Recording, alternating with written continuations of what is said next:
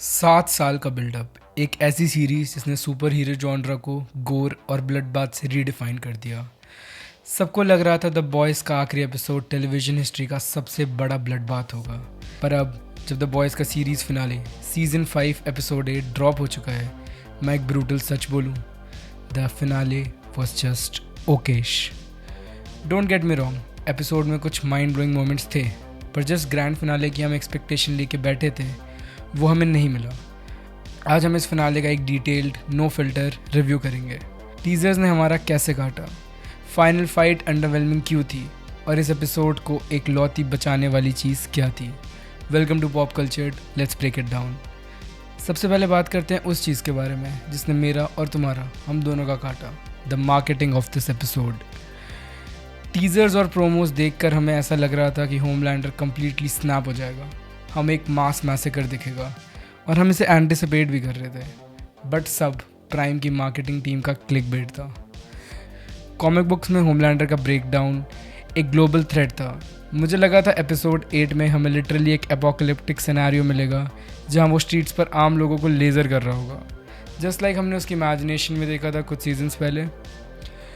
But actual में क्या हुआ, the stakes felt weirdly contained. Makers ने मेजर डिस्ट्रक्शन की जगह एक क्लोज रूम साइकोलॉजिकल ड्रामा पर फोकस किया, जो अच्छा था, पर एक ग्रैंड सीरीज़ फिनाले के लिए बहुत छोटा लगा। वो जो वर्ल्ड एंडिंग वाली थ्रेट की फीलिंग थी ना, वो कम्प्लीटली मिसिंग थी।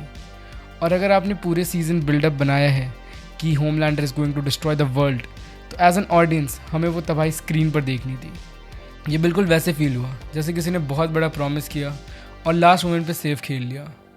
अब आते हैं उस मोमेंट पर जिसका सीज़न 1 से हम सब वेट कर रहे थे, butcher versus Homelander, the final showdown. और भाई सच बोलूँ तो एक्शन के मामले में ये बहुत बड़ा लेट डाउन था। याद करो सीज़न 3 का हीरोगैज़म या फिर सोल्जर बॉय और बुचर का टीम अप। उन फाइट्स में एक रॉ एनिमलिस्टिक एनर्जी थी, स्केल ग्रैंड था, और एक एक पंच का इम्पैक्ट स्क्रीन के बाहर तक फील होता था। पर इस फिनाले में कोरियोग्राफी और स्केल दोनों ही बहुत वीक थे when compared to the previous seasons, और ऐसा लग नहीं रहा था कि इस यूनिवर्स के दो सबसे बड़े बड़े कैरेक्टर्स के फाइनल शोडाउन हो रहा है, ये उनकी आखिरी लड़ाई है। और it felt like a normal mid season fight really. Butcher अपने वी ट्यूमर के एक्सट्रीम फेज में था, उसके पास खोने के लिए लिटरली कुछ भी नहीं था। The fight should have levelled a city block, पर उसकी जगह हमें एक बहुत ही रिस्ट्रिक्टेड लो बजट जैसी फाइट देखने को मिली। इमोशनल वेट ज़रूर था, but visually it lack that punch that Boys is famous for. लेकिन इसका मतलब ये नहीं कि पूरा एपिसोड ही बेकार था।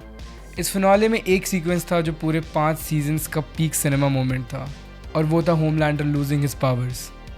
जब बुचर का प्लान एग्जीक्यूट होता है और किमे को ब्लास्ट करके होमलैंडर को न्यूट्रलाइज करती है, वहाँ एंथनी स्टार एज होमलैंडर ने इतनी अच्छी एक्टिंग करी है कि आपको खुद 2 मिनट के लिए विश्वास नहीं होगा कि एक इनविंसिबल सुपर हीरो जो अपने आप को भगवान समझता है, अचानक से एक पावरलेस, वीक और वल्नरेबल इंसान बन जाता है।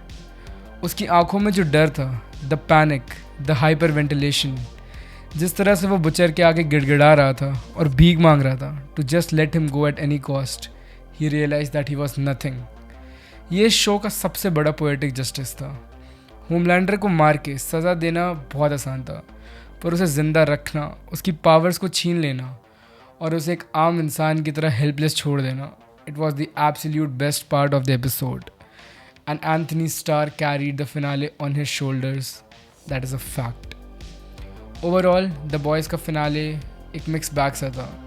It was just okayish. As a character study it was fantastic, पर as a grand superhero series finale इसने हमें विजुअली और स्केल वाइज दोनों में ही निराश किया। स्टोरी प्रॉपरली रैप अप हो गई, कैरेक्टर्स को अपना क्लोजर भी मिल गया। वो जो एक डर था कि कुछ भी हो सकता है, वो इस आखिरी एपिसोड में आके थोड़ा सा ठंडा पड़ गया। पर ये मेरा ओपिनियन है। अब मैं आपसे जानना चाहता हूँ, क्या आपको भी लगा था कि होमलैंडर का मैसेकर एक मिस्ड अपॉर्चुनिटी थी, और क्या फाइनल फाइट ने आपको भी डिसअपॉइंट किया?